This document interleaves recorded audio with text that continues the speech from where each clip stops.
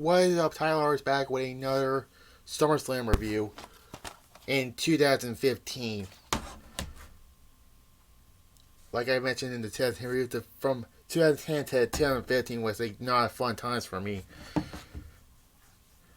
But anyways, August 23rd at the Barclays Center in Brooklyn, New York. This will be the home until the last SummerSlam I'm going to do for this year. And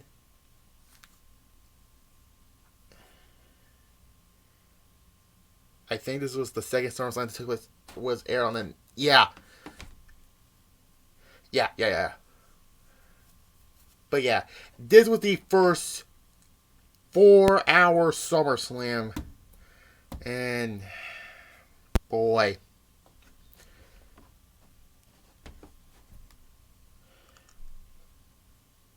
So yeah, let's just talk about SummerSlam 2015 and then last one in 2018 near the end. Anyways, this was a... well, I'll talk about it. Anyway, Sheamus defeats Randy Orton. All I gotta say is this was a lot better than their 2010 SummerSlam match. A 6. It was actually better than their 2010 SummerSlam match, which you go back to that review. That was terrible. Anyways, around the time Sheamus was Mr. Money in the Bank, and by Survivor Series he cashed in for a reign that didn't need to happen. No pun intended to who I'm going to talk about later on in this show. Anyways, then we have the fatal 4 match for the WWE Tag Team Champions, where New Day won this match by defeating Primetime Players, Los Matadors, and the Lucha Dragons. I think the night after the Dudley Boys made their return, and that started the feud. And this is the beginning of the longest reign of the Tag Team Champions. New Day broke Demolition's record until the next year. This was actually not bad. I give it a 7. It was fun. Kofi's when he won the tag titles was freaking hilarious, though. Anyways, then we get a match that should not have been on... this and the other match should not be on the card. It's Rusev and Dolph Ziggler going to a double countout. This feud could go to hell. 3. Not talking about it. Anyways, then we have 2 guys are from AEW, but this is a WWE review. So yeah, Neville and Steve Amell, who I want to say he played a Green Arrow, defeats King Barrett and Stardust. Boy, Wade Barrett, no wonder why he left WWE for 4 years after WrestleMania 32. Yeah, this was... all I gotta say, this was a little better than that Bad Bunny match from WrestleMania this year, but a 5. Anyways, then we have Ryback, the Goldberg ripoff, defeats Big Show and The Miz in a triple threat for the Intercontinental Championship, so Ryback retains, and he will lose it to Kevin Owens the next month. His reign was his only reign as champion, thank goodness, but okay match for a Ryback match. 6.5. Anyways, then we have Dean Ambrose. This is a WWE review, so it's going to be Dean Ambrose for the WWE reviews. And Roman Reigns defeats Bray Wyatt and Luke Harper, who... yeah, this would be during a feud between Roman Reigns and Bray Wyatt. And I think the night after SummerSlam, the next night on Raw, Braun Strowman made his debut. My bad.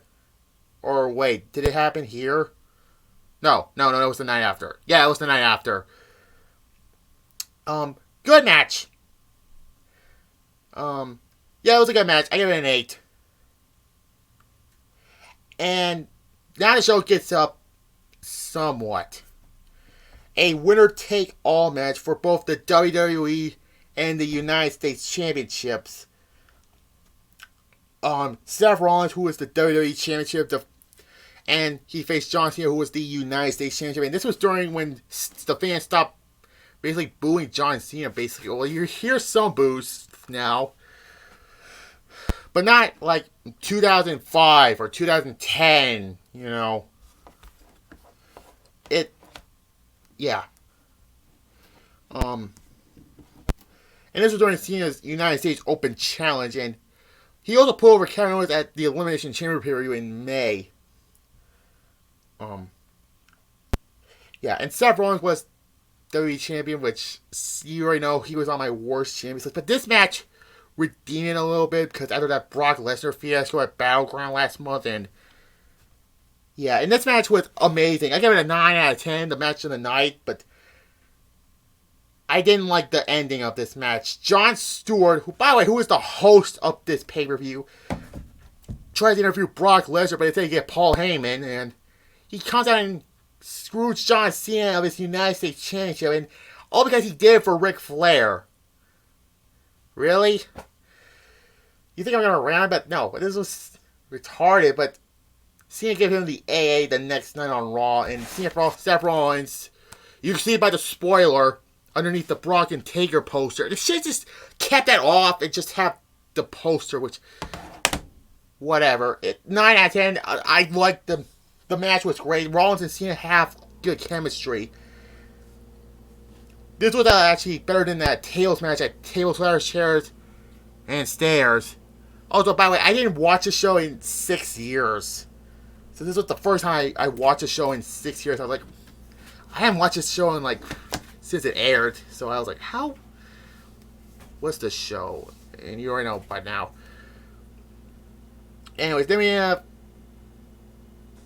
Okay, this match I could accept for SummerSlam. It was a 3-team elimination match between Becky Lynch, Charlotte, and Paige defeats Naomi, Sasha Banks, and Tamina, and the Bellas and Alicia Fox. Why? This and the next match had to fall Rollins and Cena, unfortunately, but it's kind of funny that Seth Rollins' future wife and Becky Lynch had to follow up his match, which is kind of hilarious and kind of weird to think about now, 6 years later. Yeah, they're actually married now in real life, but yeah. Decent match. This is like the Charlotte winning the championship at Night Champions, but weird is Becky got the final pinfall in this match. It's weird. 6. It was okay. Anyways, then we have Kevin Owens defeating Cesaro. This is another match that should not be on the card because of how many matches are on this card. Okay, it was just a Raw filler, dead air spot, but 5. Anyways, then we have the main event, which is Undertaker defeating Brock Lesnar. This was nothing like their matches in the Ruthless Aggression era, because 1, Brock Lesnar's a part-timer, and 2, Undertaker's getting a little old. But this was better than that disastrous WrestleMania match that they had last year. This is an infamous match for the timekeeper rung the bell when referee Charles Roberts checking Brock's shoulders. He did the 1, checked again, and then the bell rings and said, "I didn't call for the bell. It was a count of 1. What are you doing?" And referee then, Charles Roberts didn't saw it because Undertaker take Brock Lesnar to uppercut to the Ball City, I'm calling it now. And he gives him a hellscape, but unfortunately on the DVD I have, they censor him. They give him, Brock gives Taker the middle finger, but they blurred it. And Undertaker won. But Paul Heyman said Brock Lesnar won the match, but the referee then saw it. The best thing about this match when Undertaker set up, the two start laughing at each other. That was the funny part about the match, but yeah.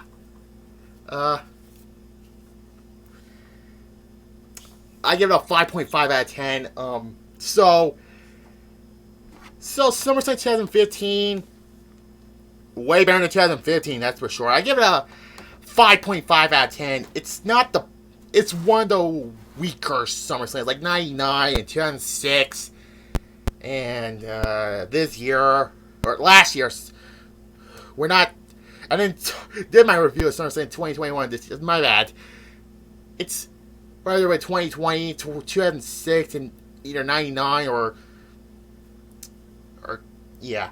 Anyways, last SummerSlam will be 2018, which is another great show. So an awesome show, an awesome SummerSlam, my bad, a bad SummerSlam, a okay SummerSlam, and another good SummerSlam. So yeah.